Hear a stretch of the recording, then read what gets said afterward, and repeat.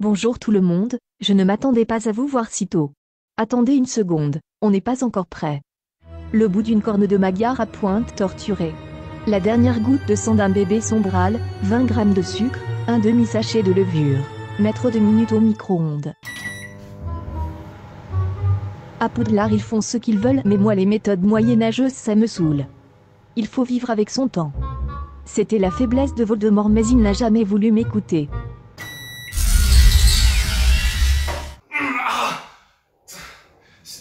Qu'est-ce qui... Ah, ça pue. Qu'est-ce qui...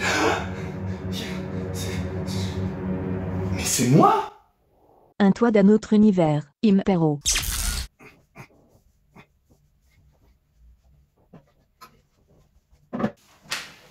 Lisa. Farine, haricots rouges et 1 kilo de courgettes. Silencio. Il va donc falloir reprendre les bases.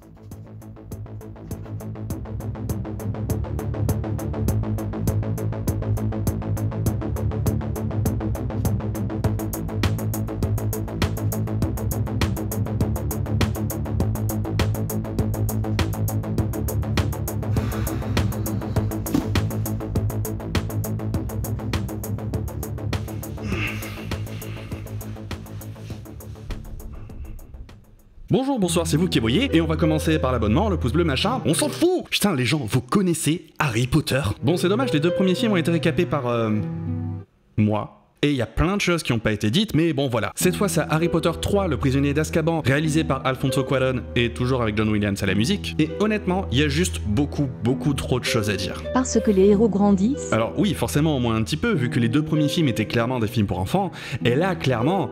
Bah, dès le début du film... Quelqu'un a déjà fait la blague de Harry qui tripote sa baguette sous les draps? Au moins Durandal, oui. Ah, merde, tant pis. Personnellement, je pense que c'est surtout lié au changement de réalisateur. Il y a clairement un style et une intention différente, et forcément, bah, ça se retranscrit aussi à travers la musique de John Williams. Bien que ce soit le dernier Harry Potter sur lequel il va travailler. Que ce soit une bonne chose ou une mauvaise chose, là n'est pas le débat. Et quel changement! Dans tous les aspects, quoi. Personnellement, je trouve que ça a fait vachement de bien à la saga. Déjà, un premier point que j'aime beaucoup, on ressent beaucoup de vraie vie. Et ça transparaît aussi dans ce qu'avait dit Cédric dans les dernières vidéos. Dans ce que j'avais dit dans les dernières vidéos, pardon. Par exemple, au début du film, au Chaudron Baveur, bah y a pas de musique, alors que y a quelqu'un qui fait tourner sa cuillère par télékinésie, y a des chaises qui se rangent toutes seules pendant qu'on nettoie le comptoir. Ce silence fait vraiment ressortir le fait que c'est quelque chose de banal et quotidien. C'est banal pour eux. D'un autre côté, bah, le monde moldu il reste silencieux aussi. Pareil, sauf quand il y a de la magie ou de l'humour. Par exemple, au tout début du film, quand Harry joue avec sa baguette. Puis plus de musique, même avec la tante Marge qui est une espèce de connasse sordide, et la musique revient au moment où on voit son doigt commencer à gonfler. Apparition de la magie, apparition de la musique. D'ailleurs, j'adore cette musique, mais on y reviendra après. Après cette scène glorieuse, qui est peut-être ma préférée du film au final, Harry s'enfuit, toujours sans musique, et il se retrouve à la rue, toujours sans musique. Conséquence très réelle d'un acte de la vie réelle. Et la différence entre les deux tape hyper fort à ce moment-là. Et pour finir sur le sujet, quand tous les détraqueurs viennent pour faire le baiser de la mort et que Harry se sauve lui-même sur ce passage, comme dans le premier film, il n'y a plus du tout de sound design puisque là, soudain, c'est la pure émotion, que ce soit pour le spectateur, vraiment rassuré que Sirius et Harry puissent survivre à travers ça, ou que ce soit pour le Patronus qui demande d'utiliser un souvenir et donc une émotion positive très forte. Les deux sens marchent. Mais dans le futur du passé... C'est pas simple.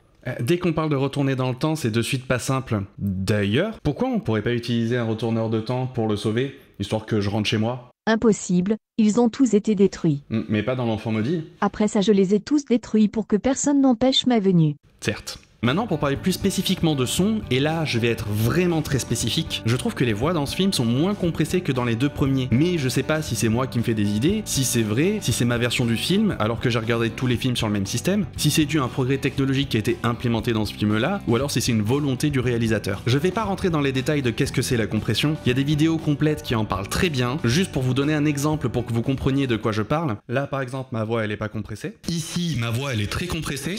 Là un peu. Et là, c'est comment ma voix est compressée d'habitude dans mes vidéos. La compression rend plus facile à entendre, mais quand elle est trop compressée, on perd un petit peu du naturel, et donc le fait que dans ce film-là, je les ai trouvées moins compressées, ça se traduit par le fait qu'elles sonnent plus réelles. Alors c'est vite dit, ça sert pas qu'à ça, mais c'est un peu compliqué, donc en l'occurrence là, histoire de simplifier, on va dire que c'est principalement ce qu'il essaye de faire. Tout ça pour ça? Tout ça pour dire que tout compte dans votre expérience du film, que ce soit comment c'est dit, comment c'est enregistré, comment c'est traité en post-prod, comment c'est rendu dans le film, comment c'est rendu à travers vos speakers au cinéma, tout ça, ça compte et c'est pas laissé au hasard.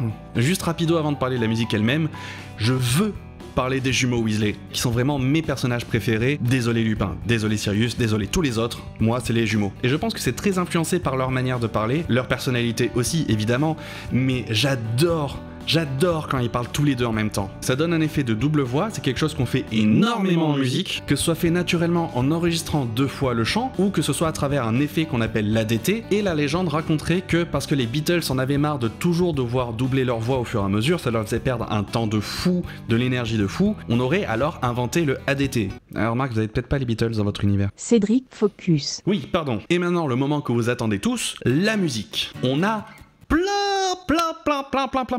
plein de nouveautés. Déjà le jazz, qu'il soit de John Williams ou pas d'ailleurs. Quij, toute la musique n'est pas de John Williams? Nope. Par exemple, au cours de défense contre les forces du mal de Lupin contre l'épouvantard, le jazz à ce moment-là, c'est Hot Licorice de Dick Walter. On a la raspa qui est une musique traditionnelle aussi, et entre autres le fameux chœur des élèves au tout début du film quand on arrive à Poudlard, qui est un texte issu de Macbeth de Shakespeare, mais la musique par contre, elle, est bien de John Williams. Et d'ailleurs c'est intéressant qu'il y ait plus de références à cette musique-là que au thème d'Edwige, qui est la musique d'Harry Potter, même si c'est pas aussi évident à entendre. D'ailleurs un autre truc qui était pas évident à entendre, c'était des petites mélodies, une qui concerne Sirius, l'autre qui concerne Peter Pettigrew, que j'ai pas du tout entendu pendant le film. Peut-être un peu plus pour Peter Pettigrew, parce que il me semble qu'on les entend quand ils regardent la carte du maraudeur.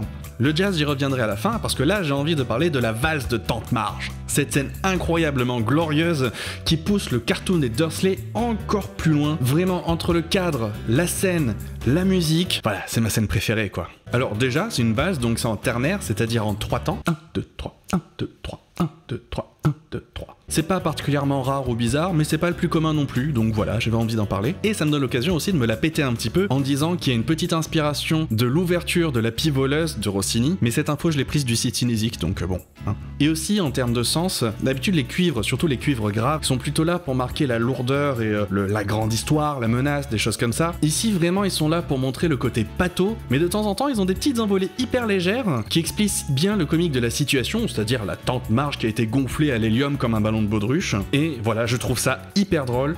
Et petit détail, juste à la fin de cette scène, quand il y a vraiment le passage explosif où et l'avant-dernier sur celle-là, il est sur un accord qui met de la tension, qui est la dernière petite menace, genre ah, on sait pas qu'est-ce qui va se passer, puis la dernière vibratrice. Voilà, c'est un petit détail, mais je trouve que c'est hyper intéressant.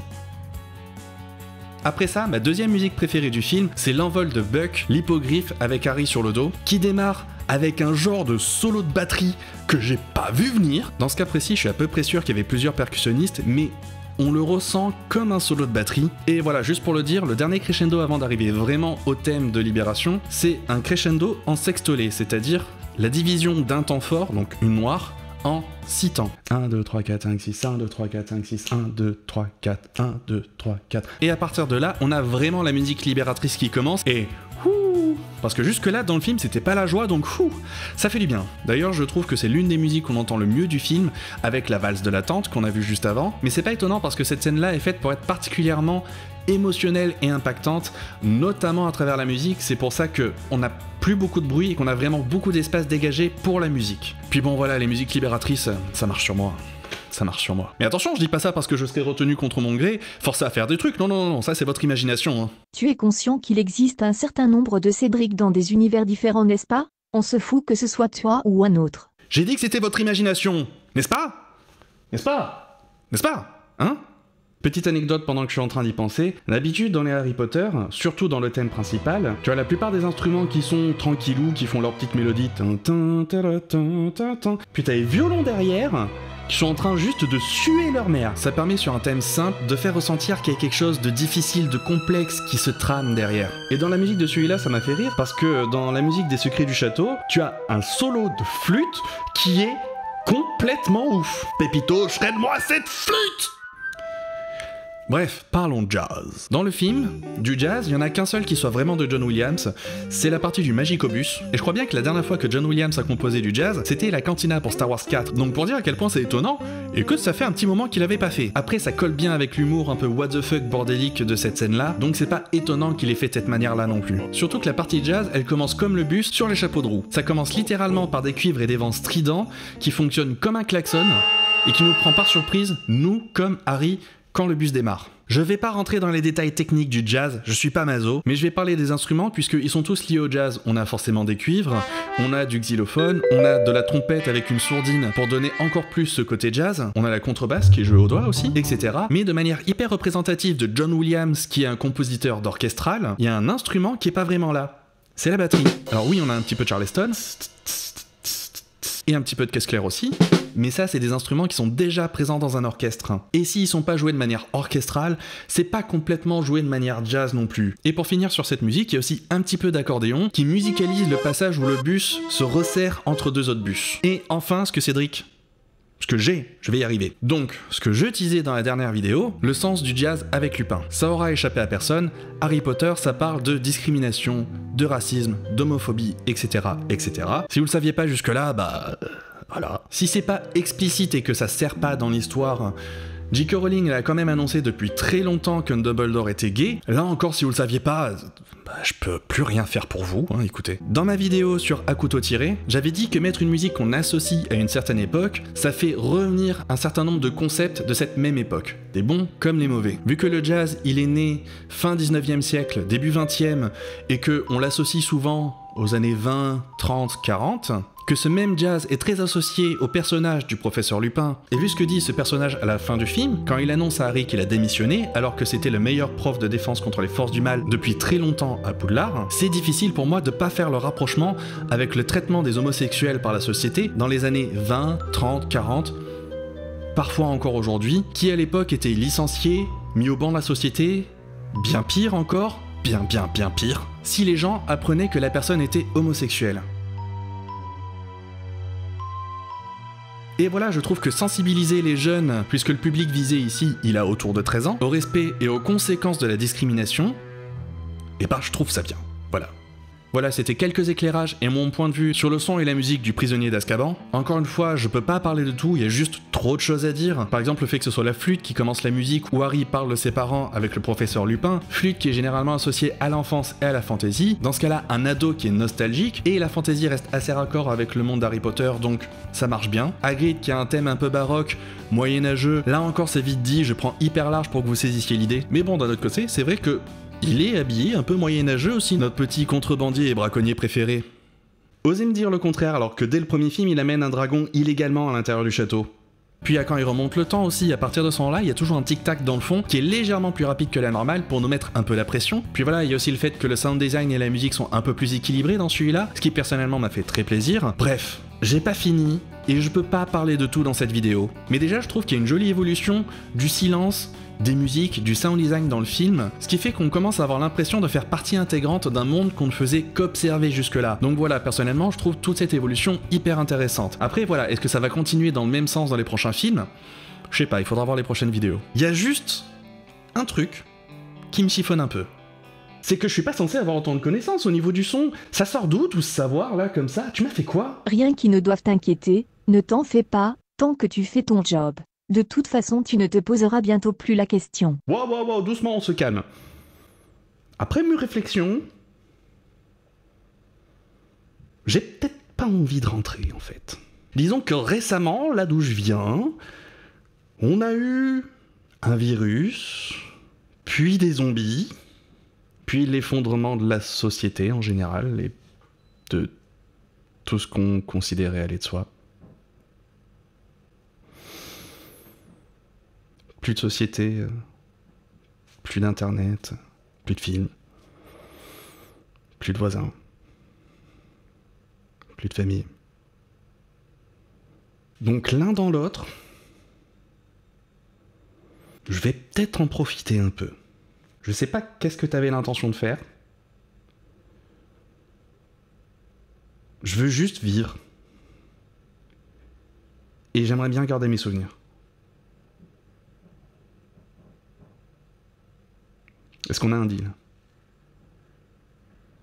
Deal.